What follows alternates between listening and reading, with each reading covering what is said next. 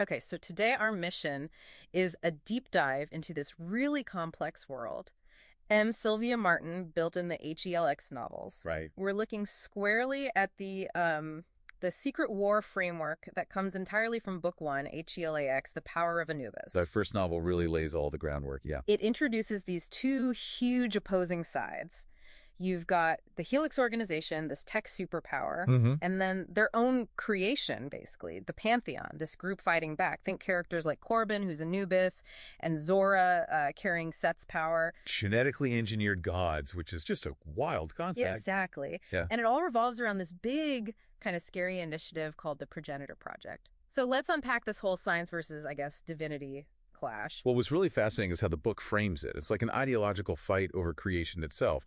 Helix isn't just, powerful. No. They're aiming for, like, technological totalitarianism. Yeah. Full stop. They think life can be engineered, owned, controlled. And their main tool is these extreme genetic experiments. Precisely. Yeah. Trying to build the ultimate life forms.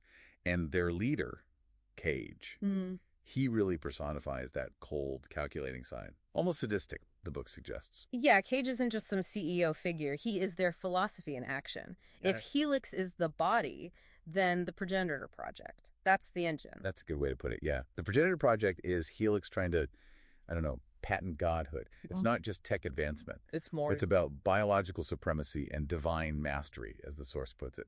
Total control over life through engineering.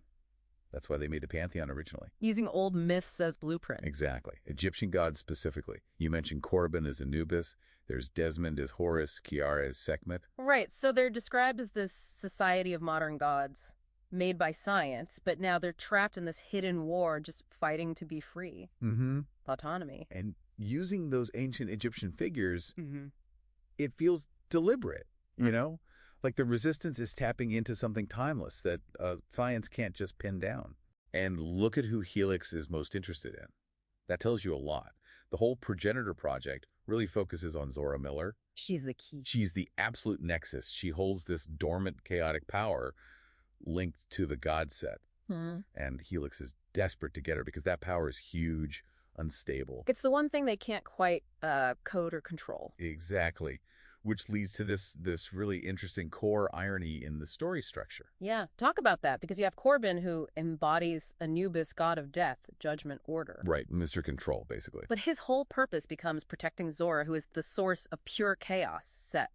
Why pair those two? What's the narrative saying there? I think it suggests that to fight a system as cold and, perfect as Helix, order isn't enough.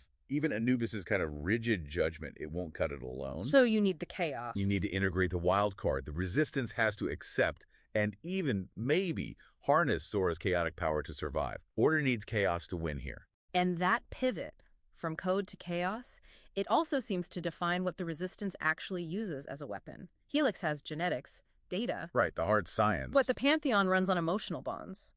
The book really hits hard on all-consuming love and this found family of broken warriors. That's their counterweapon. That's the absolute key contrast. Helix is predictable. If we do X, Y happens. Science. Yeah. But messy things like loyalty, love, sacrifice, especially within this kind of cobbled together family, that breaks the code. You can't program that stuff. That unpredictability, it makes them way more dangerous than any weapon Helix could build. Infinitely more dangerous. And this whole conflict forces Zora to change too. She gets captured by Cage. Right, and he puts her through this awful procedure. Designed, it says, to awaken the monster within. And that trauma, it completely flips her script. She goes from being, maybe, a victim into a warrior, fueled by the very power Helix wanted. Which brings us right to the core mandate of the whole story. Yeah. The only way to win this war is to become the very thing her enemies wanted to create. It's heavy stuff. Wow. And if you zoom out, look at the bigger picture. The whole narrative feels like a major cautionary tale. About playing God with tech. Exactly. About unchecked technological hubris. Helix's grand ambition, the Progenitor Project, was all about creating and controlling gods. Divine mastery, remember? Yeah, but in trying to manufacture divinity, trying to bottle up chaos. They ended up forging the perfect weapons, uniquely designed to be turned right back against them. Giving the resistance exactly what it needed. Precisely. So the final thought for you listening. Yeah. Think about that irony. how often does that relentless drive for absolute control end up, well, empowering the very rebellion it wants to crush? It gives them the tools for their own freedom, something to chew on,